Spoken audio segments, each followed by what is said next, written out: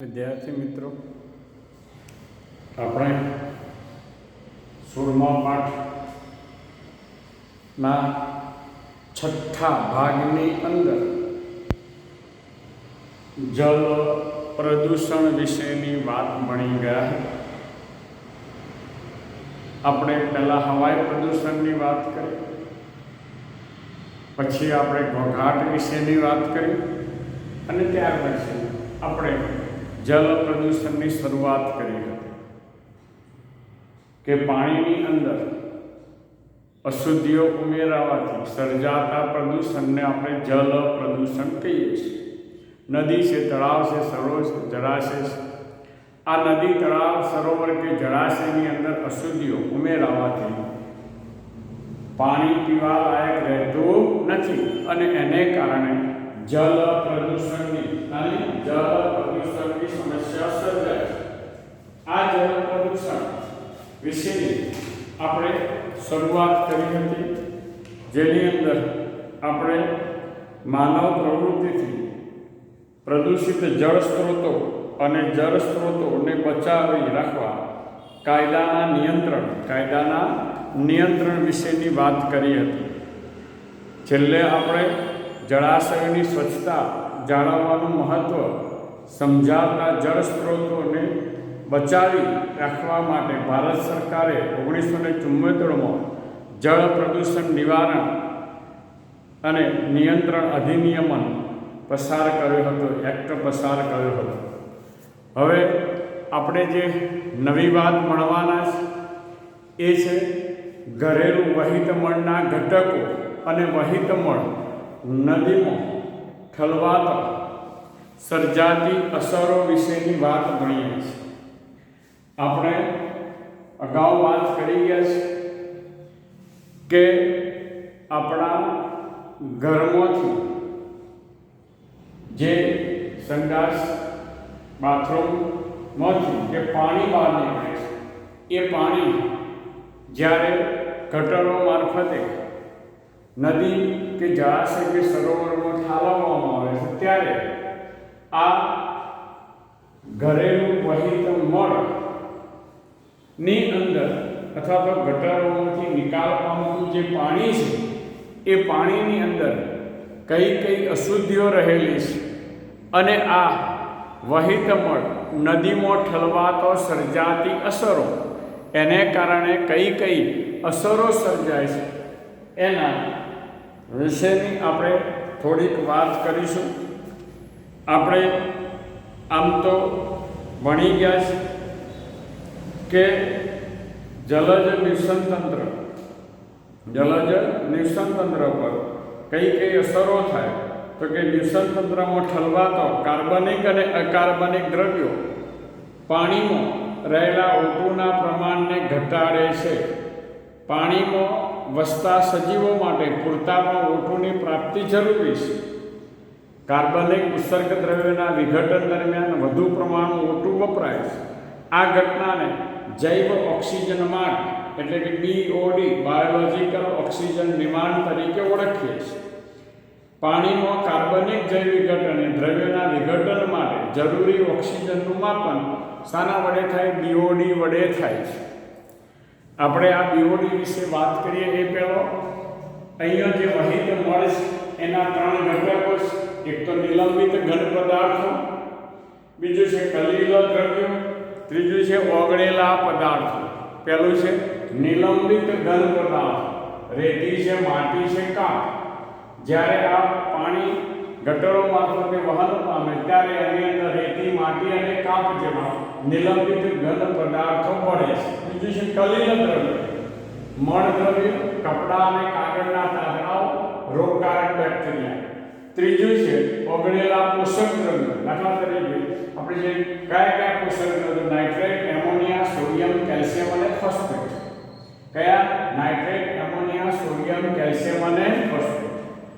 આ વહિતમળ અથવા ગટરો મારફતે વહન પામતું જે પાણી છે, એ પાણી જ્યારે નદીમાં ઠાલવવામાં આવે ત્યારે પહેલી વાત એ છે દ્રાવ્ય ઓક્સિજનની માત્રામાં તીવ્ર ઘટાડો, એટલે કે BOD બાયોલોજિકલ ઓક્સિજન ડિમાન્ડમાં ઘટાડાની વાત કરીએ છીએ.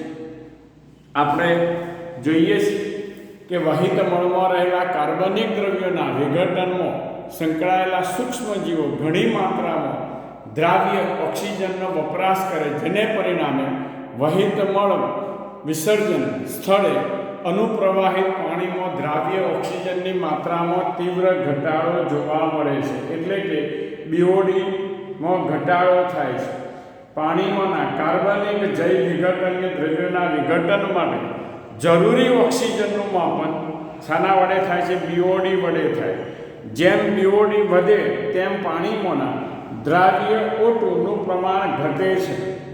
પાણીમાંના પ્રદૂષણનું અન્ય માપન છે સીઓડી, જેને કહીએ છીએ આપણે કેમિકલ ઓક્સિજન ડિમાન્ડ, એટલે કે રાસાયણિક ઓક્સિજન માંગ. બધા કાર્બનિક અને અકાર્બનિક દ્રવ્યોના ઓક્સિડેશન માટે જરૂરી ઓટુના પ્રમાણને શું કહે? CO2. બધા કાર્બનિક અને અકાર્બનિક દ્રવ્યોના ઓક્સિડેશન માટે જરૂરી ઓટુના પ્રમાણને COD કહે છે. આ દ્રવ્યો જૈવ વિઘટનીય તેમજ જૈવ અવિઘટનીય પ્રદૂષકો સમાવેશ છે. આમ જેમ પાણીનું પ્રદૂષણ વધે તેમ તેમાં દ્રાવ્ય ઓટુનું પ્રમાણ ઘટે, જે સજીવોમાં આ ઘટતા ઓટુના પ્રમાણ પ્રત્યે સંવેદનશીલ હોય તેમના જીવન પર માઠી અસર પડે. વળી કેટલીક વિષારી પ્રદૂષકોનો કેટલાક પ્રકારના સજીવોનો સીધો જ નાશ કરે છે. બીઓડીનું માપન દ્વારા પાણીની ઉપયોગિતા નક્કી કરી શકાય છે. આ આપણે પ્રેક્ટિકલની અંદર પણ આ પ્રયોગ કરવામાં આવે છે. ગટરના પાણીમાં, નળના પાણીમાં અને ખૂબ જ ગંદા પાણીમાં રહેલા ઓક્સિજનનું માપન કરવાનો તમારે પણ પ્રયોગ આવવાનો છે. એટલે આ પ્રયોગ પણ તમારે જાતે કરવાનો આવે છે.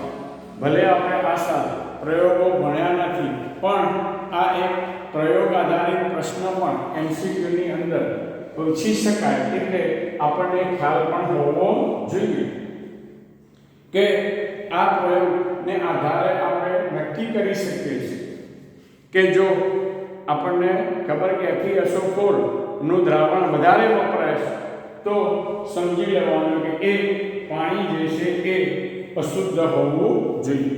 અહીંયા આપણે આ બીઓડીની વાત કરી. ઓક્સિજનનું પ્રમાણ પાણીમાં ઘટવાને કારણે માછલીઓ અને અન્ય જલીય સજીવોનો શું થાય છે? મૃત્યુદર વધી જાય છે. આપણે પાણી જે પીવાના માટે ઉપયોગ લેવાના તેનું મૂલ્ય, બીઓડીનું મૂલ્ય, આપણે પીવા માટે જે પાણીનો ઉપયોગ કરે છે તેનો બીઓડી 1 કરતાં ઓછો હોવો જરૂરી છે. પીવા માટે ઉપયોગમાં લેવામાં આવતા બીઓડીનું મૂલ્ય કેટલું હોવું જોઈએ? 1 કરતાં ઓછું હોવું જોઈએ. જો 1 કરતાં વધારે પ્રાપ્ત થાય તો સમજી લેવાનું કે એ પાણી પીવાલાયક છે નહીં. આ રીતે આપણે આ એક વાત કરી. કોની વાત? દ્રાવ્ય ઓક્સિજનની માત્રામાં તીવ્ર ઘટાડો. હવે બીજી વાત કરીએ લીલ પ્રસ્ફુટન. લીલ પ્રસ્ફુટન વહિત મળમાં રહેલા નાઇટ્રેટ, એમોનિયા, ફોસ્ફેટ વગેરે પોષક તત્વોની વધુ માત્રામાં હાજરીને કારણે શું થાય છે? પ્લવકીય, પ્લવકીય મુક્ત થતી લીલ ની અતિશય વૃદ્ધિ થાય, જેને આપણે કહીએ છીએ પ્રસ્ફુટન. આપણે આમને એમ પણ કહી શકીએ, આપણે ગામડાની અંદર જોઈએ છીએ કે તળાવની અંદર ચોમાસામાં પાણી ભરાય છે. આ પાણી પહેલાં શુદ્ધ હોય છે, જે થોડાક સમય પછી જોઈએ છે કે ઉપરના ભાગે એક લીલું આવરણ જામી જાય છે અને એ પાણી દુર્ગંધ મારતું થાય છે અને પીવા લાયક રહેતું નથી. એટલે આપણે જોઈએ છીએ કે આ રીતે આ લીલ પ્રસ્ફુટનની વાત છે અને તેથી પાણીના રોગ અને તેની ગુણવત્તામાં બદલાવ આવે છે. માછલીઓ મૃત્યુ પામે. કેટલીક પ્રસ્ફુટનકારી લીલ મનુષ્ય અને પ્રાણીઓ માટે અતિશય ઝેરી હોય છે. કેવી? અતિશય ઝેરી પણ હોય છે. આપણે આ લીલની અંદર ખાસ કરીને નીલહરિત લીલનો સમાવેશ કરીએ છીએ. લીલની અતિશય વૃદ્ધિ થાય, ઉપરના ભાગે આવરણ થઈ જાય એટલે સીધે સીધો સૂર્યપ્રકાશ એ મેળવી લે છે અને એને કારણે પાણીની અંદર ઓક્સિજન ભળતો નથી અને ઓક્સિજન ન ભળવાને કારણે પાણીમાં રહેતા જે જલીય સજીવો છે એનું શું થાય છે? મૃત્યુ થાય છે. અને આ રીતે આ લીલ પ્રસ્ફુટનની વાત કરી આપણે. આ રીતે આ બીજો મુદ્દો જોયો. ત્રીજા મુદ્દાની વાત આપણે કરીએ છીએ.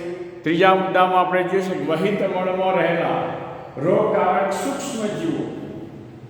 આપણે કે વહિત પાણી જે છે એની અંદર રોગકારક સૂક્ષ્મ જીવો, બેક્ટેરિયા છે, વાયરસ છે, આવા રોગકારક સજીવો ઉમેરાતો જો આ પાણી દૂષિત બને અને એ પાણીને પીવા માટે ઉપયોગમાં લઈએ તો જુદા જુદા રોગ આપણને થવાની શક્યતા રહે છે. દૂષિત પાણી પીવાથી આપણને મરડો, ટાઇફોઇડ, કોલેરા કે કમળા જેવા રોગો થાય છે. અને આ રીતે આ દૂષિત પાણી કે જે આપણા સ્વાસ્થ્ય માટે પણ હાનિકારક છે. અસ્તુ.